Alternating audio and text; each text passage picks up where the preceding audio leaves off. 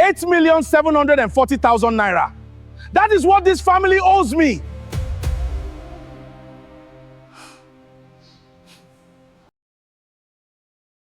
Someone in the crowd flicked a coin at the beggar's feet and told him to dance for his bride. The courtyard laughed. 300 people from the neighborhood Nkechi Okoro had grown up in.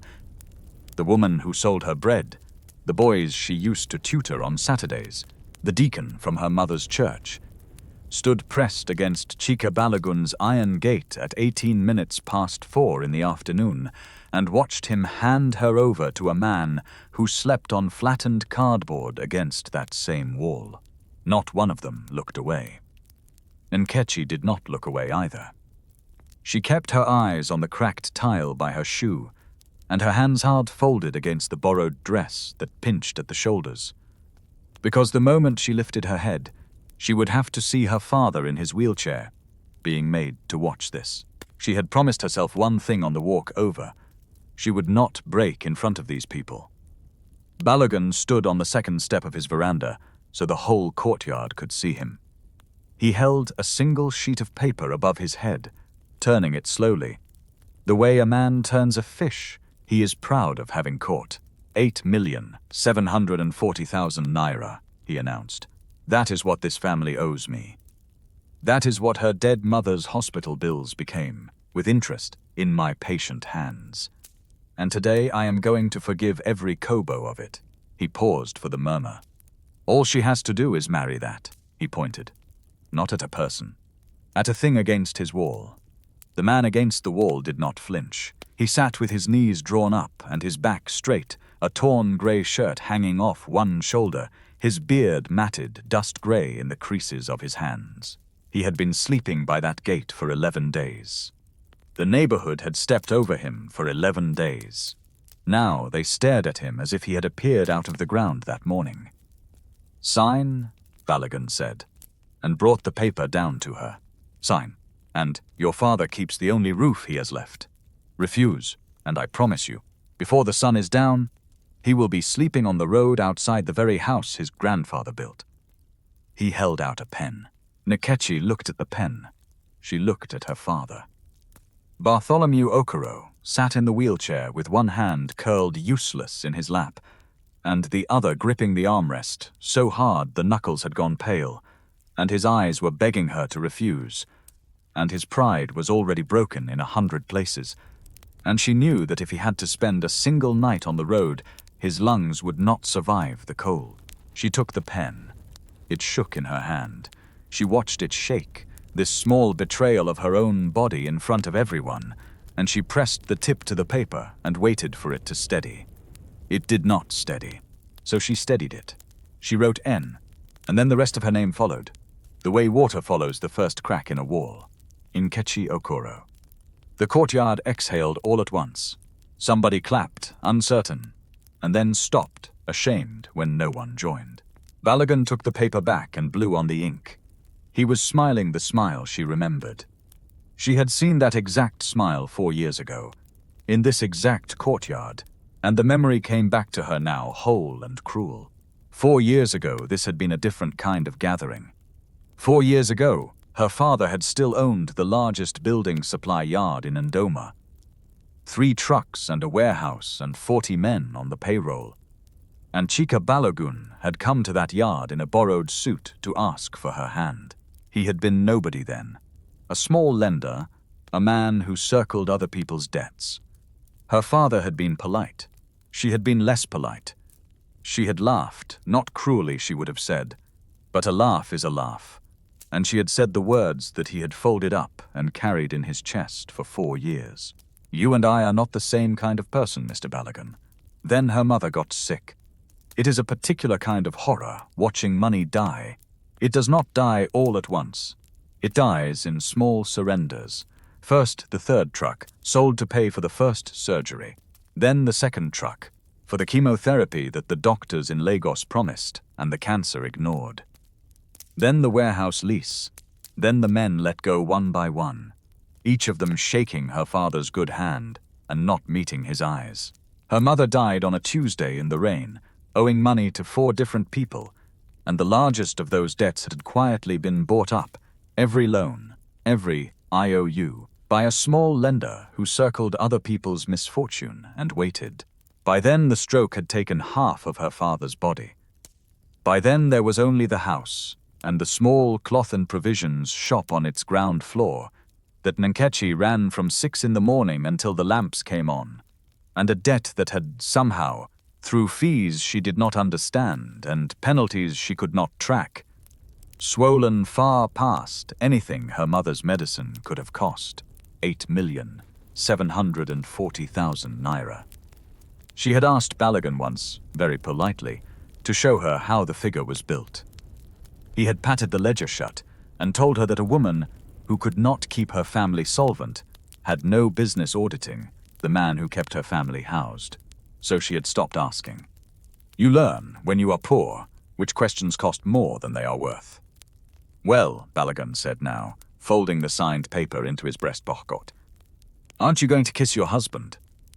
The courtyard tittered. Nkechi turned and faced the man against the wall. Up close, he was younger than the dust made him look. 40, perhaps. There was something in the eyes that did not match the rest of him, something steady and unhurried, the eyes of a man watching a play he has already read. She had noticed it before. She was the only person in the neighborhood who had spoken to him at all. It had started on the second day.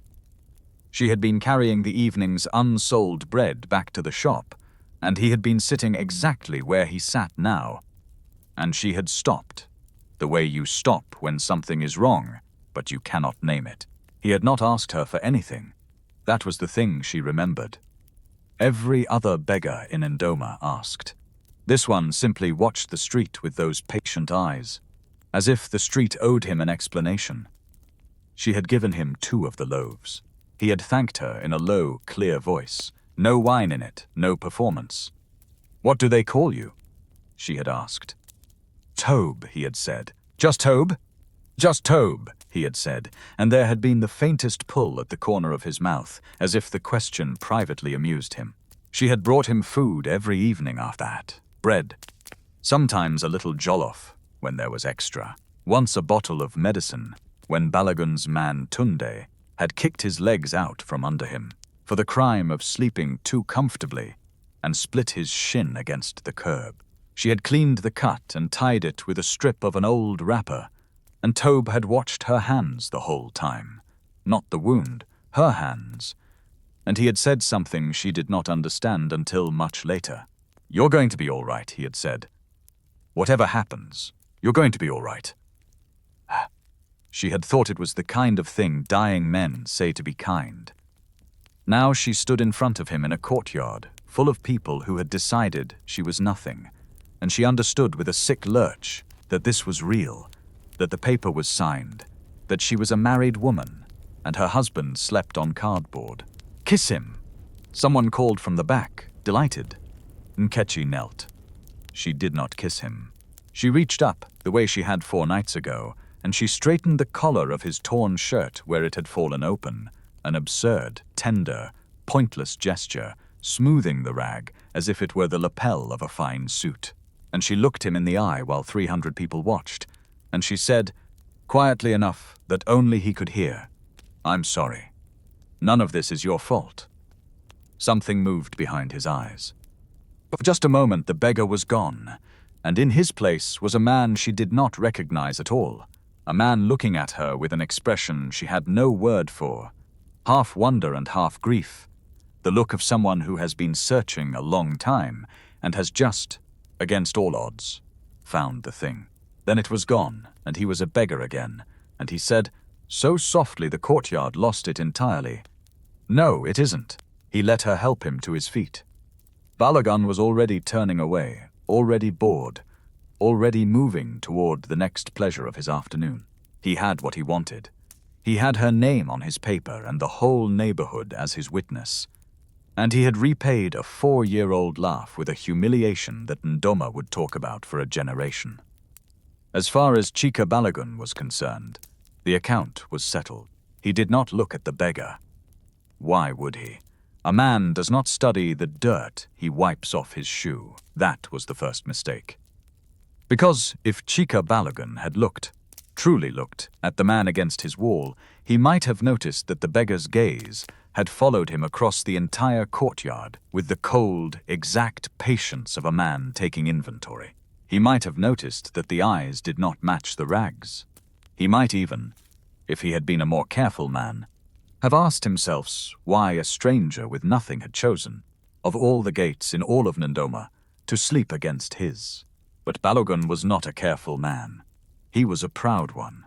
And pride, as Nkechi's mother used to say in the good years, when she still had breath to say things, is a fire that warms you right up until the moment it burns the house down.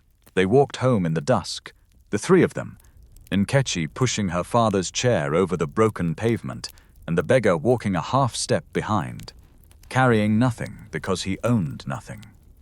The neighbors watched from their doorways. No one spoke to them.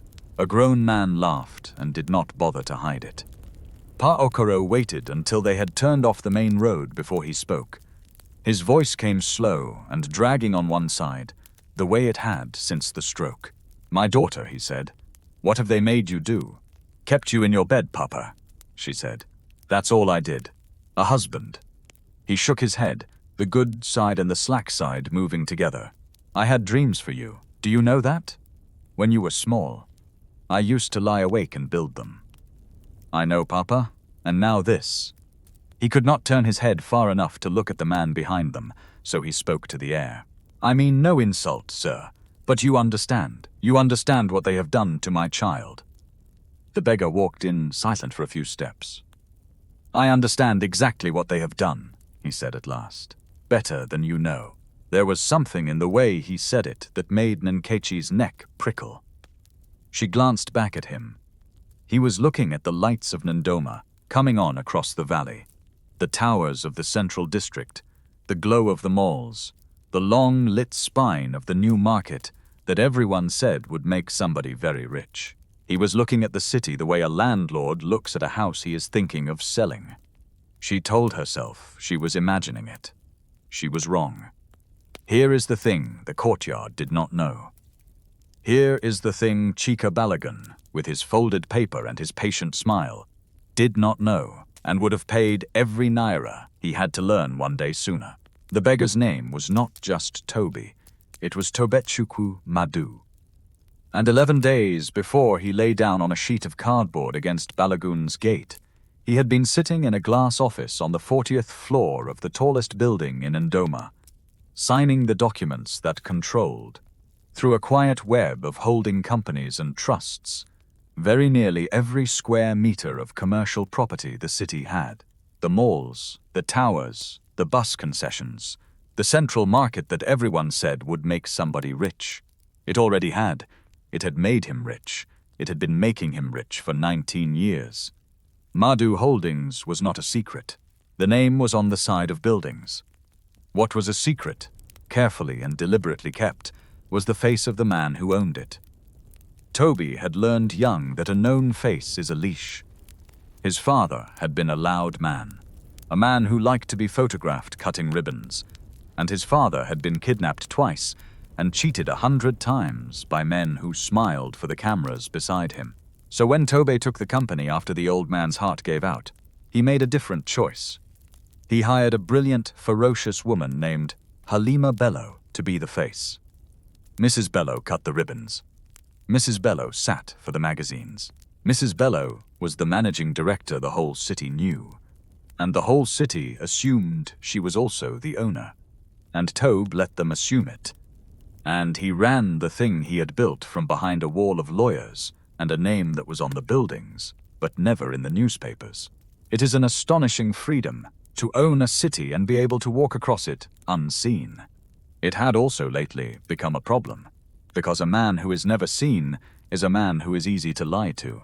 The lie had arrived 3 weeks earlier in the form of a letter, not an email. A real letter, in real ink, the careful, upright handwriting of a woman who had clearly not written many letters in her life, and had agonized over this one.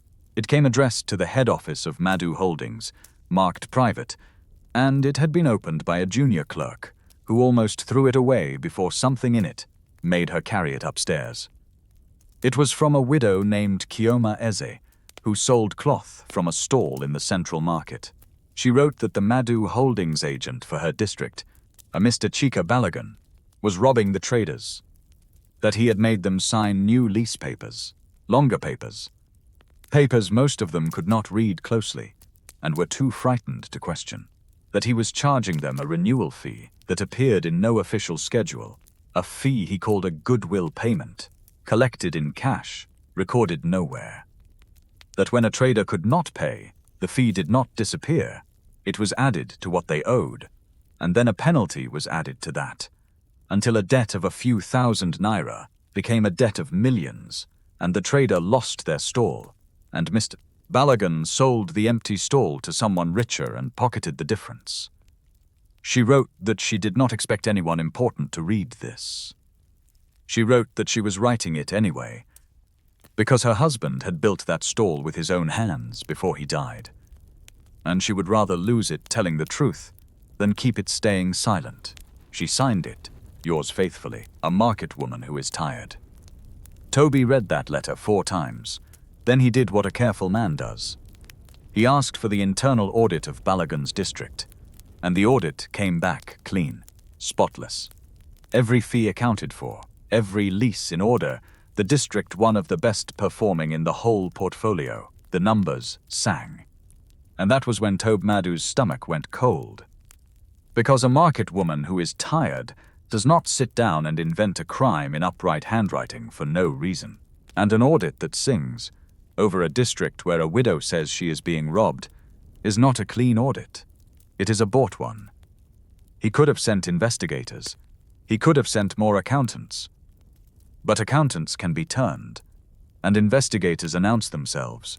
And the moment Chika Balagun heard that head office was asking questions, every fake paper in his drawer would feed a fire. Tobe needed to see it himself. He needed to see how the man treated people when he was certain no one of consequence was watching. So he had a tailor's apprentice rough up a shirt. He stopped shaving. He left the watch and the phone and the name in a drawer on the 40th floor, and he went down into his own city as a man with nothing, and he lay down against the gate of the agent who was robbing it, and he watched. He had expected to find a thief. He found a thief. He had not expected to find Nkechi Okoro. He had watched the whole neighborhood step over him for 11 days. He had watched well-dressed men he employed walk past him into Balagan's office. He had watched a city full of people who had been taught, the way cities teach, that a man on the ground is furniture. And then on the second evening, a tired young woman carrying unsold bread had stopped, for no reason that could profit her, and asked him his name. In 19 years of being the richest unseen man in Ndoma, no one had stopped for the furniture. He had told himself he was only continuing the observation. He told himself that for 11 days. He was still telling himself that on the afternoon, Chika Balagan dragged her into the courtyard and made her sign her dignity away over a debt that, Toby already strongly suspected, was built on the very same fake fees the widow had described. And then she had knelt in front of 300 laughing people, and instead of recoiling from the beggar she had been chained to, she had reached up and straightened his collar and apologized to him. That was the moment. Tobe Madu stopped telling himself anything. The Okoro house was an old 2-story building at the end of a lane, the kind that had been grand 30 years ago, and had been slowly losing the argument with time ever since. The ground floor was the shop. The family lived above it, in 3 rooms with a kitchen that worked when the gas held out. There was a generator in the back that had not run in 2 years, because the part that made it run cost money the family did not have. And so when the public power failed, which it did most nights, the Okoros sat in the dark. This was where they brought him.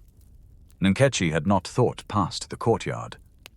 Now, standing in her own small parlor with a husband she had not chosen, and a father who could not look at either of them, the impossibility of it arrived all at once.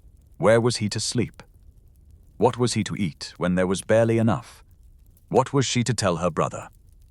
The answer to the last question walked in the door before she could decide. Chidubem Okoro was 18, in his final year at the government secondary school. The smart one. The one their mother had been certain would go to university and lift them all. He still wore the optimism of a boy who had not yet been taught the full weight of the family's situation, though the teaching had been coming in hard lessons lately. He stopped in the doorway, his school bag still on one shoulder, and looked at the stranger in the rags, standing in the middle of his home. "Who is this?" he said. "Dubem." Nkechi went to him. "Sit down. I have to tell you something, and I need you to hear all of it before you say anything." She told him. She told it plainly, the debt, the courtyard, the choice, the signing, because she had decided on the walk home that her brother would hear the truth from her in their own parlor, and not as a joke shouted across the schoolyard. He listened. She watched the optimism go out of his face the way a lamp goes out, and it broke something in her to watch it. More than the courtyard had, more than the signing. When she finished, Dubem was quiet for a long moment. Then he said, in a voice that was trying very hard to be a man's voice, "I'll leave school. I'll get work. We'll pay him back the real way and you can our euros." No, it was not Nkechi who said it. It was Tobe. The three Okoros turned to look at the beggar, who had not spoken since the parlor door closed. "You will not leave school," Tobe said. He said it quietly. But there was something underneath the quiet, a flat finality, the voice of a man who is used to a sentence being the end of a discussion. He seemed to hear it himself and softened it. "Forgive me. It is not my place. But I have watched a great many men spend their lives paying back the real way, as you call it. The man who holds your debt is counting on exactly that. He would like nothing better than for the clever one in this family to put down his books and pick up a wheelbarrow. Do not give him the satisfaction. Stay in school. Whatever else happens here, that, at least, is not for sale." The room was silent. Dubem stared at the beggar, so did Nkechi. Because it was not the words, exactly. It was that the words had been spoken by a man in a torn shirt with dust in the creases of his hands, and they had not sounded like the words of a man in a torn shirt at all. They had sounded like instruction. They had sounded like a man who was used to deciding what was and was not for sale. "Who are you?" Nkechi asked. The same question her brother had asked, but slower now and more careful. Toby looked at her. For a moment she thought he might answer. There was a long beat in which the truth seemed to stand in the room with them, very close, almost spoken. "A man your husband's debts bought you," he said finally. "Nothing more than that tonight. Where would you like me to sleep?" She made him a bed of cushions on the parlor floor.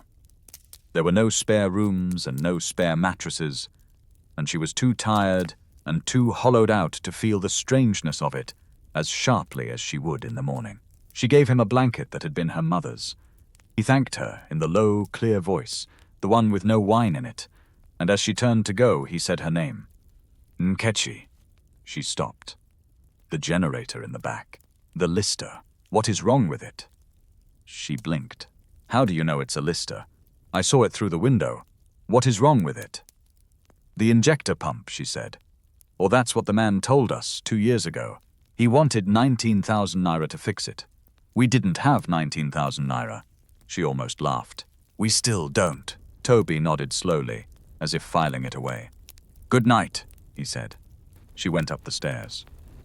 She lay in the dark beside the wall that separated her room from her father's, and she listened to the small sounds of the house, her father's labored breathing, the city humming beyond the window, and below it all, faint, the sound of a man moving quietly around in the dark parlor, and then the unmistakable sound of metal on metal, soft and patient, a wrench finding a bolt by feel. In the morning the generator ran. It coughed twice and caught and settled into a steady rhythm, and the single bulb in the kitchen, which had not worked off the generator in 2 years, came on. Nkechi stood in the doorway in the grey light and stared at it.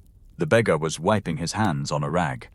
There was grease to the elbows of his torn shirt and a look of quiet satisfaction on his face the satisfaction of a man who has solved a small problem and enjoyed solving it. It wasn't the injector pump, he said. It was a blocked fuel line and a perished seal. The man who told you 19,000 naira was robbing you too. He set the wrench down. This city is full of men robbing you. You should know that. It will matter later. Later, she repeated. Later, he agreed and would say no more. She did not understand him. She was beginning to understand that she did not understand him at all. That the man she had been chained to was not the man she had been told she was being chained to. That there was a whole other shape moving underneath the rags. But understanding costs time, and she did not have time. She had a shop to open and a father to bathe, and a brother to send to school, and a city full of men robbing her. And so she did what the poor learn to do with mysteries they cannot afford to solve. She set it aside. She opened the shop, and across the city, on the 40th floor of the tallest building in Ndoma, Halima Bello sat at her desk and looked at a single line of text that had arrived on her private phone an hour earlier, from a number only she had, and she allowed herself, alone in her office, a small and dangerous smile. The line said, "Found her. Hold everything. Build the file on Balagun. Quietly. I will tell you when." The humiliation of the courtyard did not stay in the courtyard. That is the thing about public shame that no one warns you about. It does not end when the crowd goes home. It travels back with you down the broken pavement, and it climbs the stairs into your house. And then it goes looking for the people you love, and it waits for them at the one place they cannot avoid going. For Dubem, the place he could not avoid was school. He came home on the Wednesday after the wedding, with his shirt torn at the pocket, and a stillness in him that frightened Nkechi more than any shouting would have. He did not say anything. He put his bag down, and he sat at the small table in the corner of the parlor, and he opened a textbook, and he stared at a page he did not turn for half an hour. She let him sit. Then she sat down across from him. "Who tore your shirt?" "It caught on a desk," he said. "Chidubem." He turned a page he had not read. "It doesn't matter. It matters to me, so it matters." For a moment she thought he would keep it inside, the way their father kept things inside, the way the men in their family had always swallowed their wounds until the wounds swallowed them. Then it came out of him all at once, low and furious and ashamed. "They've made up a song." He would not look at her. "Some of the final year boys. About my sister who married the gutter. They sing it when I walk past. There is a boy. His father is a contractor. And today he stood up in front of the whole class and asked whether you came with a dowry of cardboard, and whether your husband pays our father's rent in bottle caps." Everyone laughed. Even the ones who used to be my friends. And when I told him to shut his mouth, he pushed me into a desk and said, "A beggar's family does not get to give orders. That we should be grateful. Anyone still lets us sit in the same room." His voice cracked. "He's right. That's the worst part. By their arithmetic, he's right." Nkechi sat very still. "So I've decided," Dubem said, and now he looked at her. And there was a terrible adult resolve in his 18-year-old face. "I'm finished with it. I'll sit my finals, because they're paid for, and then I'm done. I'll find work. Real work, money work. I am not going to spend 3 more years being a beggar's brother in a room full of contractors' sons, so that one day I can carry a degree into a city that already decided what I am, the moment it read our address. Let me earn instead. Let me help. That at least no one can laugh at." The parlor was silent, and then, from the doorway to the kitchen, where he had been standing with a cloth in his hands and grease to his elbows, the beggar spoke. "This contractor," Tobe said.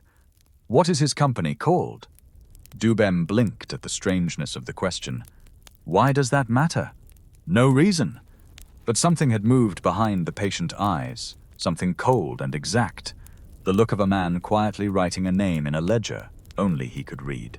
He set the cloth down and came and sat at the small table, uninvited, the way he did everything, and he looked at the boy for a long moment before he spoke again. When he did, His voice was not the gentle one he used in the house. It was the other one, the instruction. Listen to me, because I am only going to say this once, and one day you will understand why a man like me said it to you across a table like this. He leaned forward. A boy whose father owns a company stood up and laughed at you today, and you have decided he was right, because he had money and you had an address. Let me tell you what I have learned in a life that has shown me both ends of that particular arithmetic. The boy who laughs at you for where you live has been handed his certainty. He did not earn it. It was bought for him, the same way his shirt was bought for him, and a thing that is handed to a man can be taken from a man. One morning the world takes it, and on that morning the only thing he has left is whatever character he built while he wasn't busy looking down. Which, in his case, is nothing. He is building nothing. He is spending his father's money on the cheap pleasure of feeling tall. He tapped the textbook once with a grease-stained finger. This is the one thing in your life right now that no one handed you, and no one can take. Not the man who holds your debt. Not the contractor's son. Not the city. Not your address. Not the whole laughing room. They can take your shop, your roof, your name in the street. They cannot take what is already inside your head, and they cannot take what you decide to put there next. The man who holds your family's debt is praying tonight that the clever Okoro boy gives up his books and picks up a wheelbarrow, because a city full of people bent over wheelbarrows is a city he can rule forever. Do not hand him that victory to spite a boy who is not worth your spite. Stay in the room. Be the one who built something while they laughed. And on the morning, the world takes their certainty away from them. You be the man standing there who earned his. Dubem stared at the beggar. So did Nkechi. You talk, the boy said slowly, like a man who has watched it happen. I have watched it happen more times than you have years, Toby said. Stay in school, Chidubem. Trust me on this one thing, if you trust me on nothing else. A day is coming, sooner than you think, when this whole city is going to look very different to the Okoro family. Meet it with a sharp mind and not a sore back. It should have sounded like an empty comfort. From a beggar at a poor family's table, it should have sounded like exactly the kind of thing the powerless tell each other to get through the night. It did not sound empty at all. Dubem did not leave school. He could not have said why that night, except that the man in the torn shirt had looked at him and spoken to him as if his future were a thing of obvious and considerable value, and no one outside his own family had ever made him feel that in his life. He turned the page. This time he read it. And Nkechi, watching the two of them bent over a textbook in the lamplight, the brother she would have died for and the stranger she had been chained to, felt the thing she could not afford to solve shift again, a little further, in a direction she was becoming afraid to hope for. A debt that has been forgiven should be a closed door. Chika Balagun had never in his life closed a door he could still squeeze money through. 11 days after the courtyard, on a Thursday morning, his man Tunde appeared at the shop. He did not buy anything. He leaned in the doorway, blocking the light, and watched Nkechi serve a customer with the lazy attention of a cat. Watching a bird, it is not yet hungry enough to chase.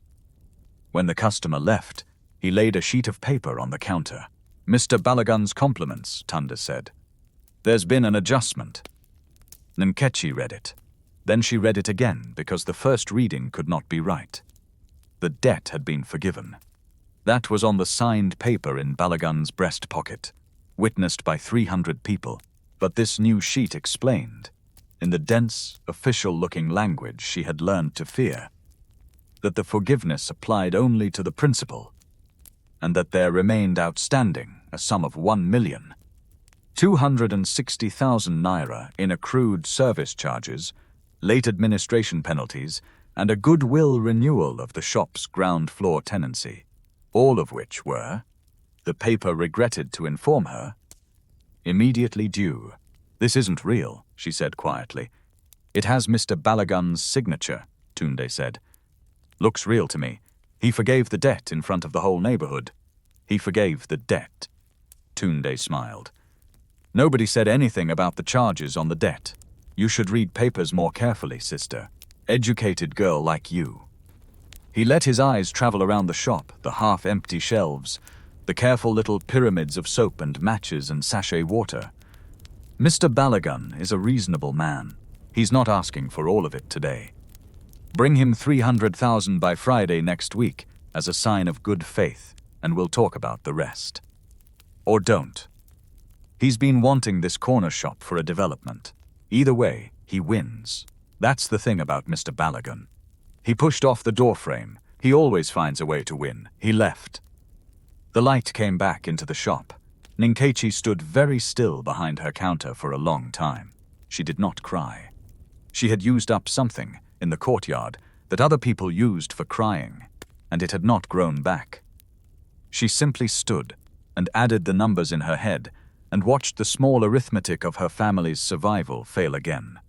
The way it always failed. The way it was designed to fail. From the corner of the shop, where he had been sitting on an upturned crate, mending the strap of her father's sandal with a needle and a length of fishing line, Tobe spoke. "Don't pay it," he said. "It has his signature. It has his signature on a charge that does not exist. A goodwill renewal." He bit the line off clean. There is no such thing in any honest tenancy in this country. He invented it. He has invented it before, for other people, many times. He set the sandal down. Don't pay it, and don't be afraid of next Friday. By next Friday, a great many things are going to look different. She turned on him. 11 days of it broke loose all at once, not at Tunde, who had earned it, but at the gentle, infuriating, impossible man on the crate, who kept saying later and different, and by next Friday, as if he held some card no one else could see. "Who are you?" she said, and this time it was not careful. A man comes off the street with nothing, fixes a generator no mechanic in Ndoma could fix for less than 19,000 naira, reads contract law like a lawyer, tells my brother what he may and may not sell, and tells me, every single day, that things are going to be different later. What later? Who's later? You sleep on my mother's blanket. You eat from a pot that barely feeds 3. And you sit there and tell me not to be afraid as if you are someone. Her voice cracked, finally, on the last word. You're not someone. Forgive me. You're a kind man, and you mean well, and I have no right, after what you've endured for nothing, but you are not someone, and I am very, very tired of being told to wait by people who have nothing to give me but waiting. The shop was silent. Tobe looked at her for a long moment, and then he did something he had not done since the 40th floor. He almost told her. She saw it. She saw the truth come up behind his eyes again, closer than it had ever come. The whole impossible shape of it pressing against the back of his teeth. She would understand, only much later, what it had cost him to hold it down and why he held it. If he told her now, in this room, with Balagun's fraud still undocumented and the file still half-built, he would lose the one advantage he had, the advantage of being underestimated. Balagun, hearing that Madhu Holdings was inside his own district, would burn every fake paper by morning, and the widow's letter would become one tired woman's word against a clean audit, and the man would walk. To save her this once, today, Toby would have to throw away the thing that could save everyone Balagun had ever robbed. He had built an empire on the discipline of waiting. He used it now. "You're right," he said. "I have no right to ask you to wait, so I will ask you to do something else instead." He stood. "Come with me to the market on Saturday.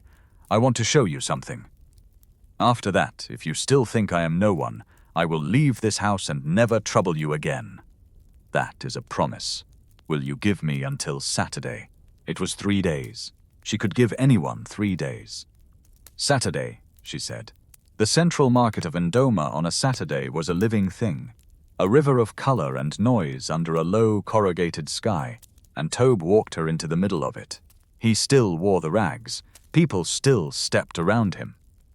But she noticed, now that she was looking, that he walked through the market differently than a beggar walks, that his eyes moved along the stalls and the roof lines and the drainage with a strange proprietary attention, that he glanced at the bones of the place and not the goods. He stopped at a cloth stall near the eastern entrance. A woman sat behind it, perhaps 50, with a worn but immaculate head tie, and the straight back of someone who has decided that poverty will not also make her slovenly. Bolts of cloth rose in neat towers around her. Wax, prints, lace, a length of deep indigo that she was folding with great care as they approached. "Mama Chioma," Tobe said.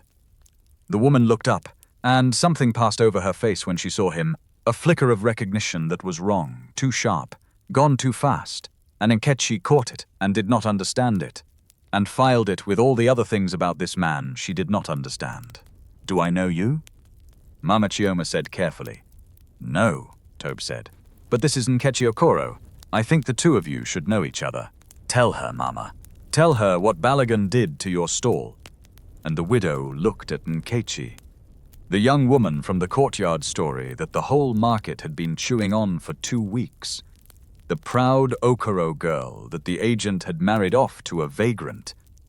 And perhaps she saw something of her own situation in the girl's face, because she set down the indigo cloth, and she told her about the new lease papers no one could read, about the goodwill renewal, in cash, recorded nowhere, about how her own modest debt, a real debt, a few thousand naira borrowed in a hard season, had been fed by those fees and penalties until it became a number with too many digits.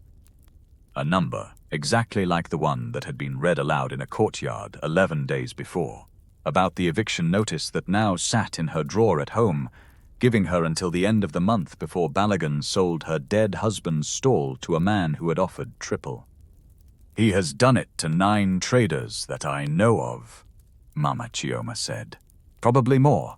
He chooses the ones who cannot fight, the widows, the old, the ones who owe him, the ones who cannot read the paper closely and are too frightened to ask."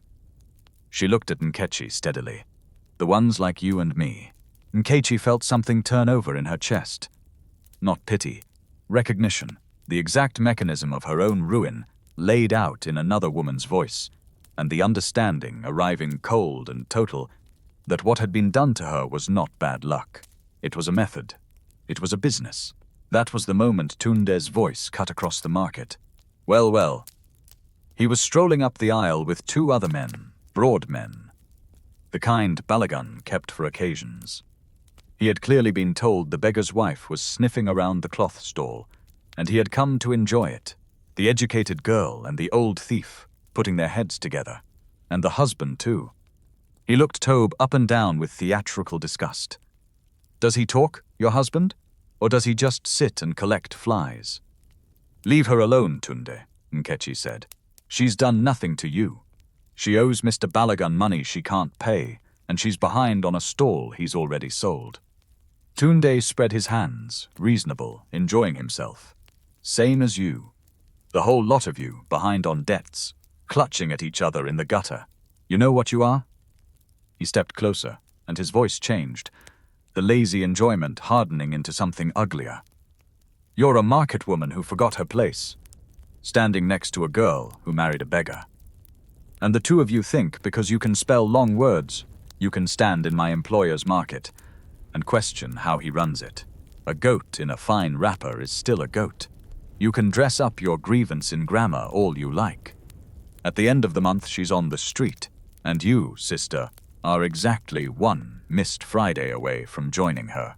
Now move along before I decide your husband needs another lesson about sleeping where he isn't wanted." A small crowd had gathered. Saturday crowds always do, around the promise of someone else's humiliation. Nkechi felt their eyes. She felt the old courtyard feeling rising, the urge to lower her head and fold her hands and wait for it to pass, because that was what the poor did. That was the lesson the city taught, that a person on the ground is furniture, and furniture does not argue. She did not lower her head.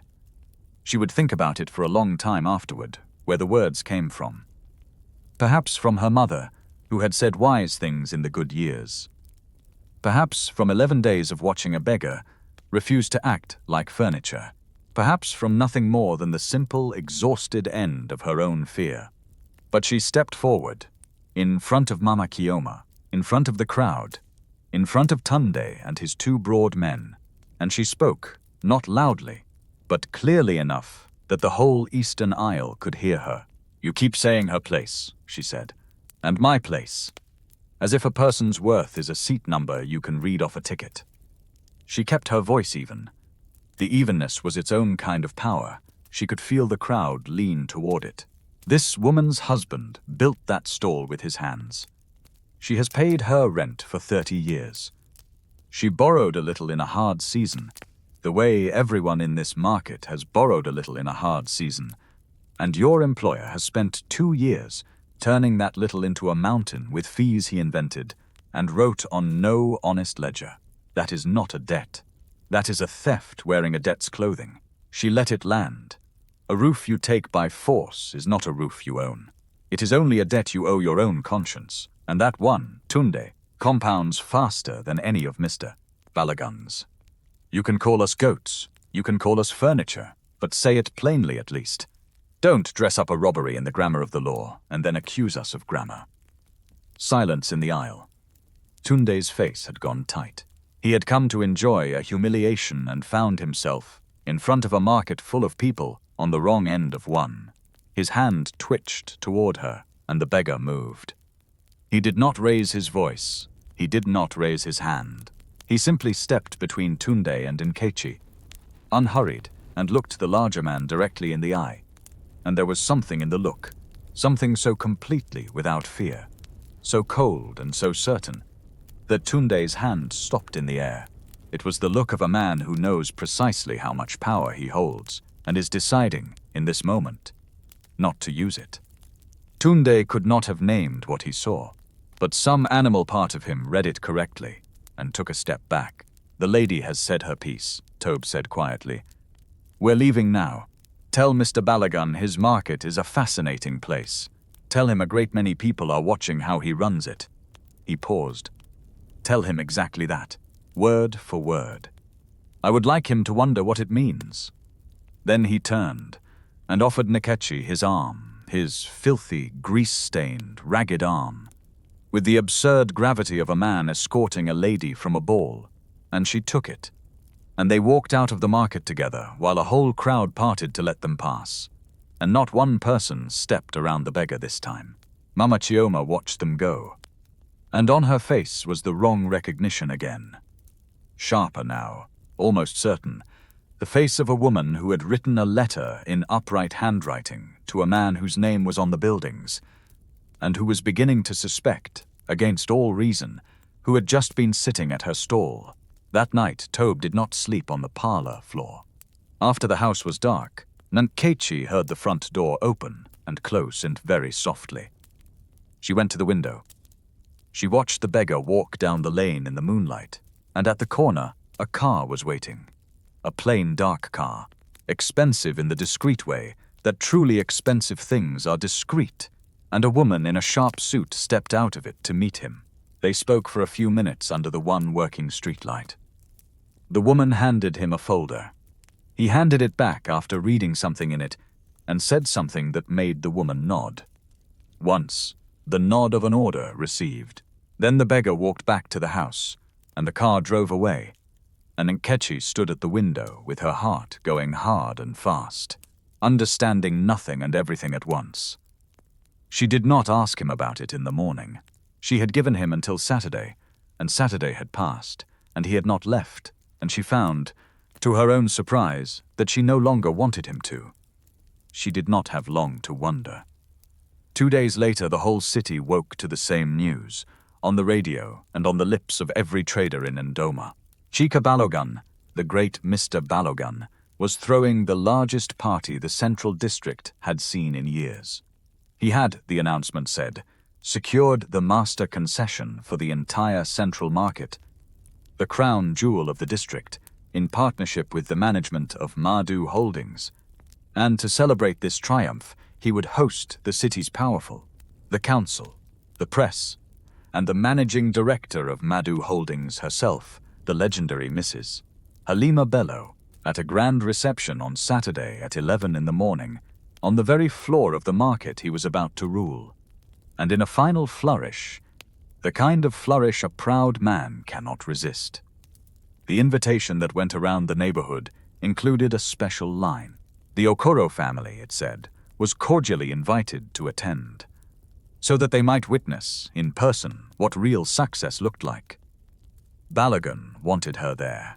He wanted the proud girl who had laughed at him 4 years ago, and whom he had married to a vagrant 2 weeks ago, to stand in the crowd and watch him crowned king of the market. Nkechi read the invitation and felt sick. Tobe read it over her shoulder and smiled, for the first time since she had known him, a slow, quiet, terrible smile. The smile of a man whose patience has finally, after 19 years and 11 days, arrived at its appointment. "We'll go," he said. "We will most certainly go." Saturday came up hot and bright over Ndoma. By 10:30, the central market had been transformed. Balogun had spared nothing. The eastern half of the floor, where the traders usually spread their goods, had been cleared and laid with red carpet. There were white chairs in long rows, and a raised platform draped in gold cloth, and a banner the width of 3 stalls that read, in letters a meter high, "Madhu Holdings welcomes the future of Ndoma, Central Market." There were waiters in black with trays of small things on toothpicks. There were council members in their best agbadas, and 2 photographers from the city papers, and a row of nervous traders who had been ordered to attend and to look grateful. Chika Balogun stood at the center of it in a cream-colored agbada that cost more than most of his tenants made in a year, greeting the powerful, laughing the laugh of a man who has finally arrived. He had placed a single row of plain plastic chairs at the very back, far from the carpet, in the worst spot on the floor. This was for the Okoros. He wanted them visible to himself, but invisible to everyone who mattered. He wanted to be able to glance back, in the middle of his triumph, and see the proud girl who had laughed at him reduced to a spectator at his coronation. When the Okoros arrived, he made a point of it. He stopped his conversation with a councilman, and he turned and he raised his voice just enough. "Ah, the Okoro family. You came." His eyes moved over them, the father in his wheelchair, the boy in his good but threadbare shirt, the girl in the same plain dress, and lingered last on the beggar at her side, who had come in his rags, dust grey in the creases of his hands, exactly as he always was. Balogun's smile widened. "And you brought your husband. How touching. A family that knows its station and accepts it with such grace. Sit, sit. Enjoy the view from the back. Today you get to watch how it is done by those who were built for it." A few of the nearby guests laughed politely. The Okoros sat in the plastic chairs at the back. Nkechi kept her eyes forward and her hands folded and her back straight, and beside her, the beggar sat with the same patience he had carried for 11 days against a gate, watching the gold-draped platform the way a man watches a clock he knows is about to strike. At 11, a stir went through the crowd. A convoy had arrived at the market's main entrance.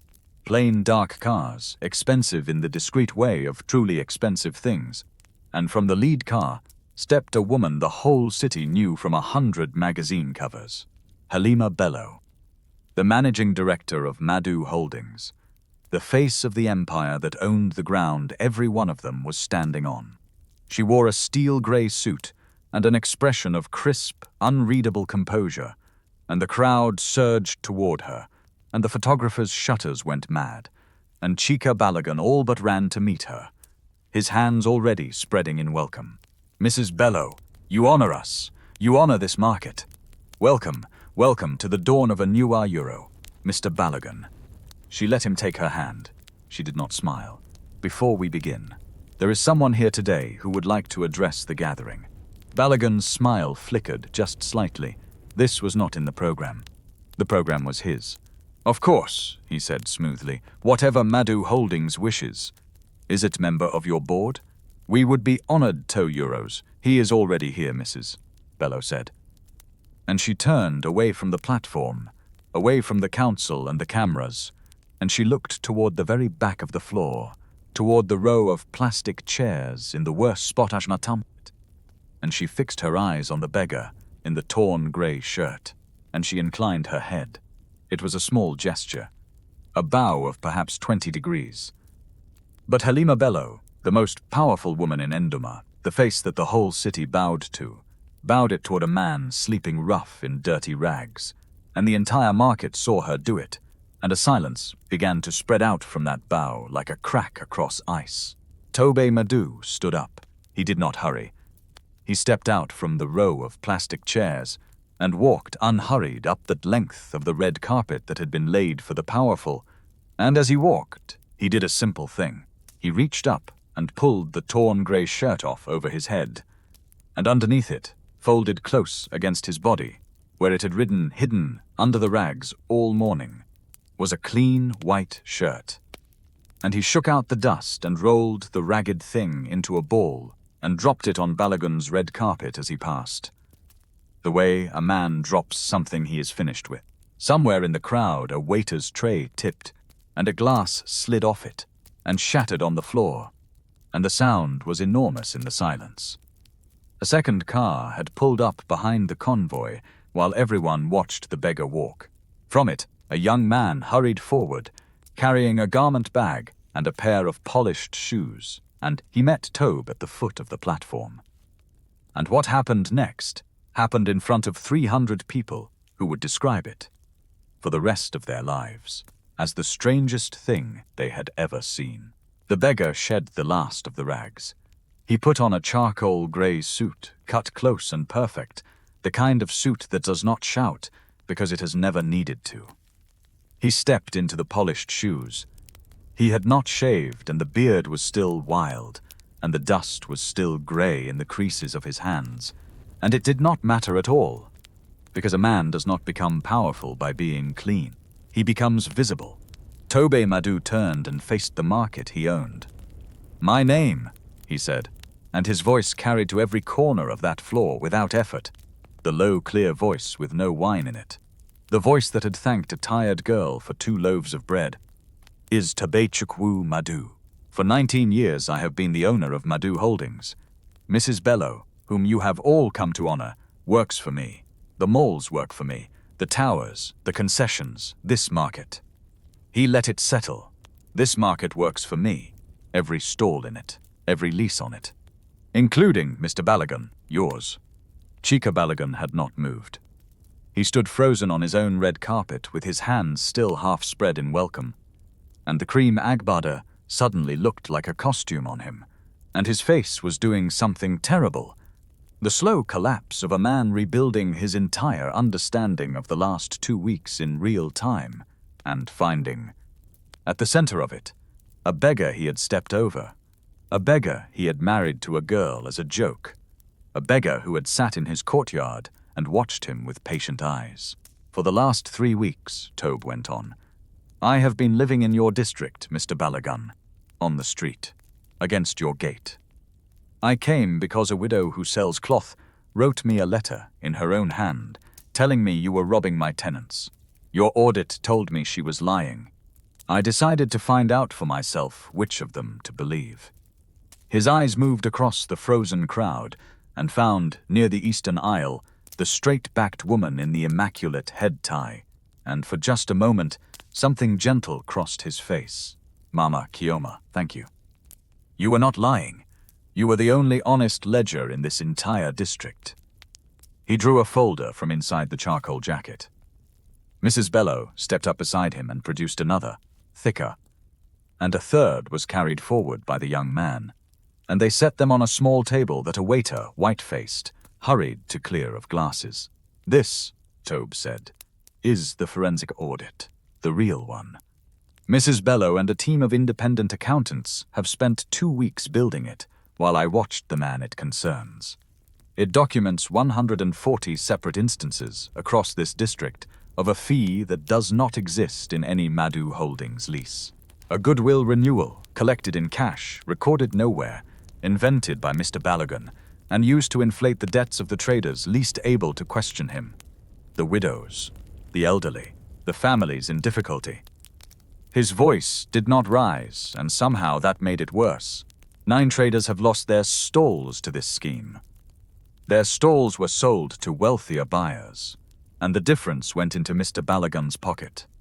The total taken, over 4 years, from people who had almost nothing, is 41,380,000 naira. A sound went through the crowd, not a gasp.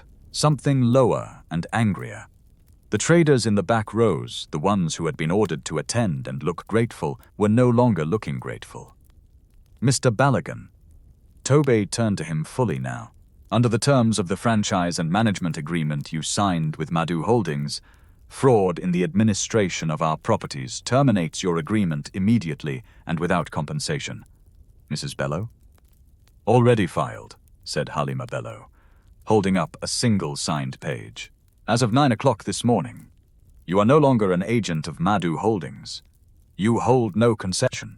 You manage nothing. The master concession for this market, the one you were about to celebrate, was never yours to receive. It was the bait. She allowed herself, at last, a very small, very cold smile. You came to a coronation, Mr. Balogun. You walked into an audit. This is Ayuro. Balogun's voice came out cracked, and he cleared it and tried again, and the smooth thing he had used his whole life to talk his way through every room was gone, simply gone, and what was left was a small, loud man in an expensive costume. This is a misunderstanding. The fees were administrative. Standard practice. These people, they cannot read papers, they sign and then they cry. You cannot take the word of a market woman over a man woe euros. I took the word of the market woman, Tobe said, over your clean audit, and the market woman was telling the truth. So I will be taking a great many more words from a great many more people, Mr. Balogun. Under oath, after the file you are looking at is delivered to the Economic and Financial Crimes Commission this afternoon, which it will be, along with a civil claim from Madu Holdings to recover every naira you took from people I am responsible for. You will give it back, all 41,380,000 of it, and you will answer, in a courtroom and not a market, for how you took it. The councilmen were already drifting backward, away from Balogun, the way men in Agbadas drift away from a sinking thing they do not wish to be photographed beside. The photographer's shutters had started again, and they were not pointed at the gold platform anymore. They were pointed at Chika Balogun's face, and then Toby Madu did the thing that the whole market would remember longest. He turned away from the ruined man. He walked in his charcoal suit the full length of the red carpet, past the council and the cameras and the white chairs, all the way to the back, to the row of plain plastic chairs in the worst spot on the floor, and he stopped in front of Nkechi Okoro, and in front of 300 people, he held out his hand to her. There is one more thing this city needs to understand, he said, and now his voice was not the voice of the man who owned the market. It was quieter than that. It was only for her, but the silence was so complete that everyone heard it anyway. 2 weeks ago, this man dragged you into a courtyard and sold your dignity to settle a grudge. He chained you to a beggar to humiliate you, and you knelt down in front of 300 laughing people, and instead of recoiling from the beggar, you straightened his collar, and you apologized to him, because you thought he was a man who had been used as cruelly as you had. He paused. The dust was still gray in the creases of the hand he held out. I have owned this city for 19 years, he said. In 19 years, you are the only person in it who ever stopped for the man on the ground. Not the man on the 40th floor. The man on the ground. You did not know I was someone.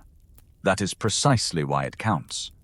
His voice did not break, but it came very close. I could have ended this 2 weeks ago and spared you everything. I did not, because the moment I did, this man would have burned every paper and walked free, and 9 families would have stayed robbed. I made you carry it 3 weeks longer than you should have. For that, I am the one who owes you an apology, and I am paying it now. in front of the same city that watched him take your dignity, so that they can watch you get it back.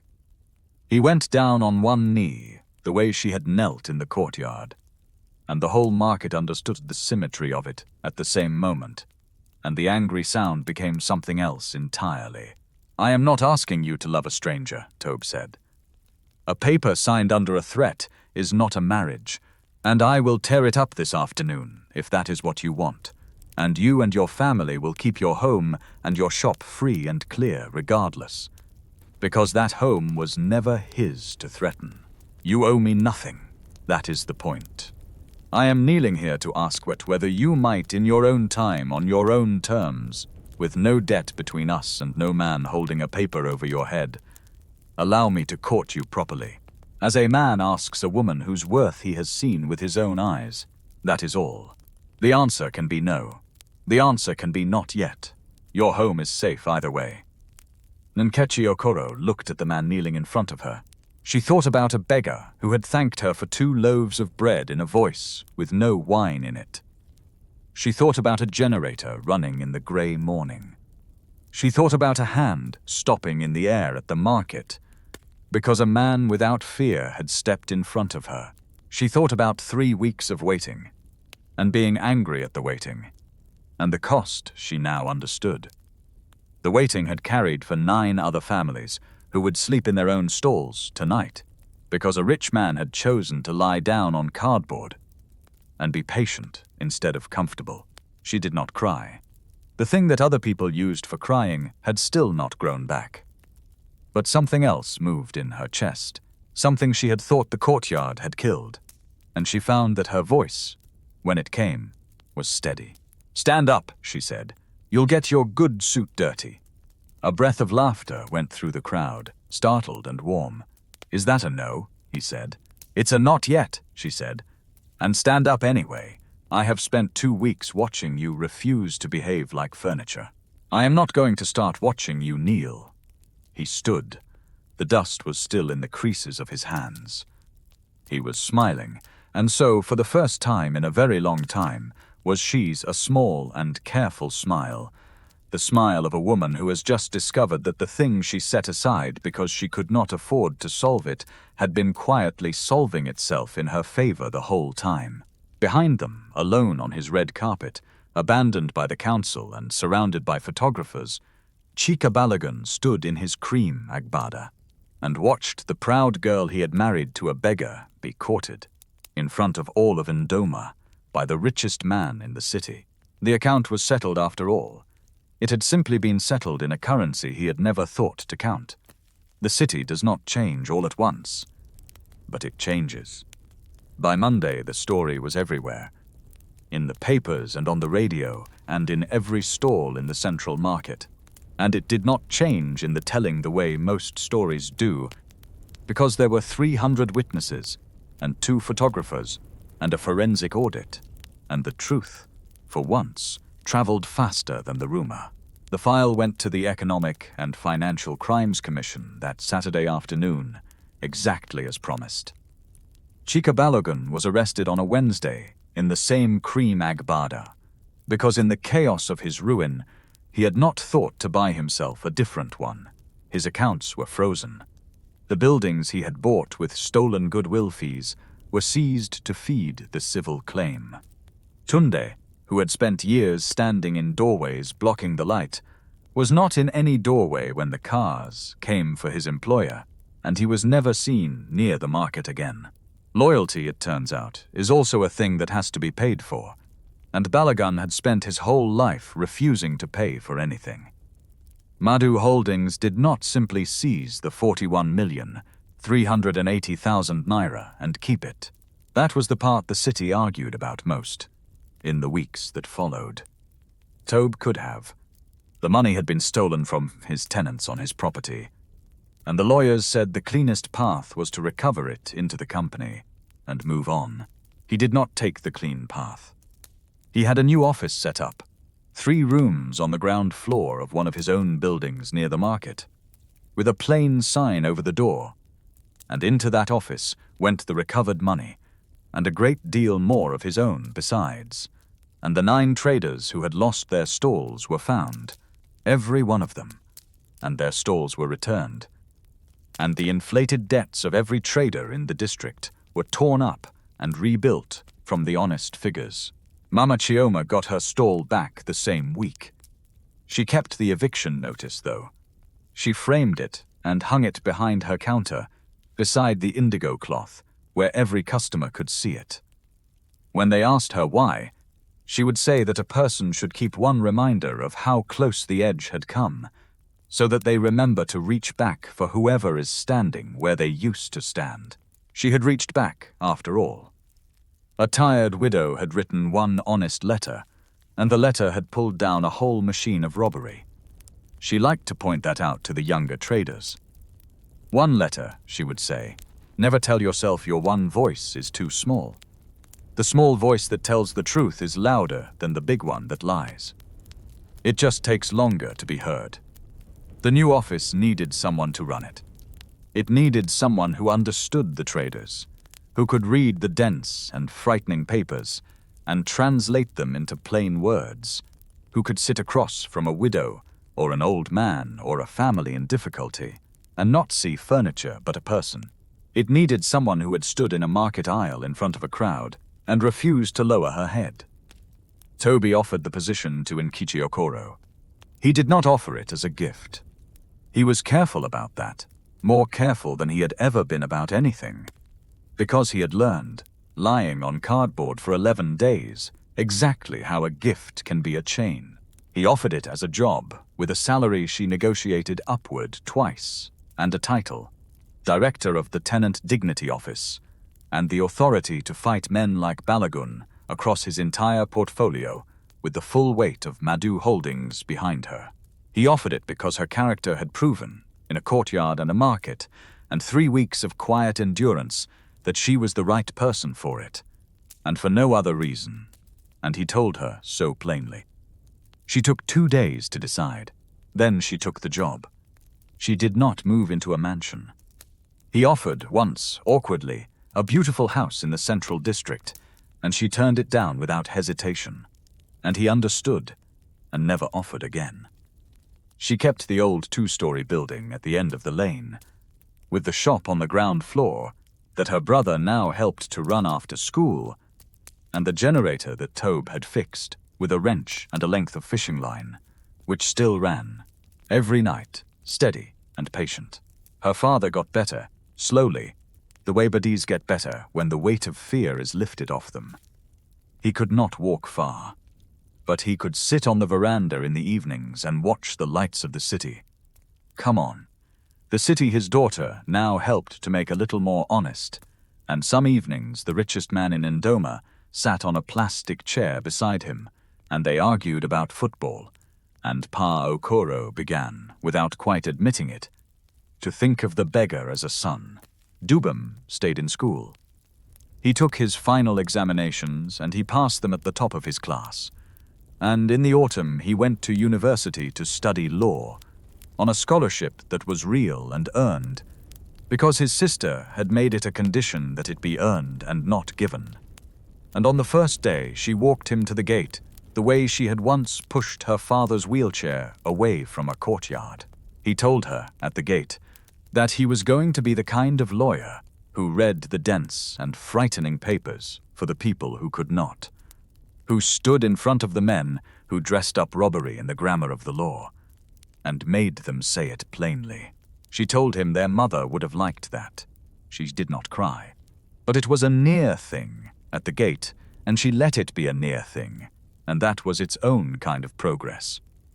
As for the courtship, it went the way she had said it would, in her own time, on her own terms, with no debt between them and no man holding a paper over her head. Tobe Madhu, who had spent 19 years being unseen because a known face is a leash, learned that there is one kind of being seen that is not a leash at all, the kind where a person has looked at the very worst version of you, the man on the ground in the dirty rags, and decided you were worth straightening a collar for. He was not in a hurry. He had been patient for 19 years. He could be patient a while longer, for the only person in his city who had ever stopped for the furniture. What did it leave behind? This whole strange business, when the papers had moved on to the next scandal, and the market had gone back to its noise. It left 9 families in their own stalls. It left a framed eviction notice behind a cloth counter, and a generator running steady in a backyard, and a boy on his way to becoming the kind of lawyer the city needed. It left a small office with a plain sign that in the years that followed would tear up a great many fraudulent debts and return a great many stolen stalls, run by a woman whose worth a rich man had not granted her, but simply, finally, recognized. And it left a lesson, sitting quietly under all of it, the kind of lesson the city had needed for a long time, and had been too busy stepping over the furniture to learn. You cannot tell by looking who a person is. You cannot read a human being's worth off the cloth they are wearing, or the ground they are sitting on. The market that stepped over a man for 11 days stepped over the man who owned the market. The agent who studied the dirt on his shoe never once looked at the eyes above the rags. And the only person in a whole city who saw correctly, who saw a man and not a thing, was a tired girl with empty hands who had every reason of her own to look away and chose, instead, to ask his name. That is the whole of it. That is the thing the courtyard never knew, and the thing the city finally learned. The measure of a person is not what they can take from someone beneath them. It is whether they can still see, in the man on the ground, someone who was never beneath them at all. A quick note before you go. The cruelty in this story is dressed up large, but its shape is real, and it has a name. Economic abuse, using money or debt to control another person's choices, is one of the most common ways one person traps another, in homes and workplaces everywhere. The protections against it differ greatly from place to place, so please don't take a story as your guide. If you, or someone you love, is being controlled through money, or pressured into a relationship you did not choose, don't look for the way out in a comment section. Reach out to people trained to help.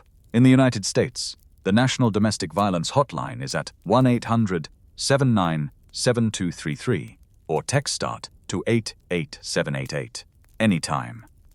I am not a lawyer or a counselor, and nothing here is advice.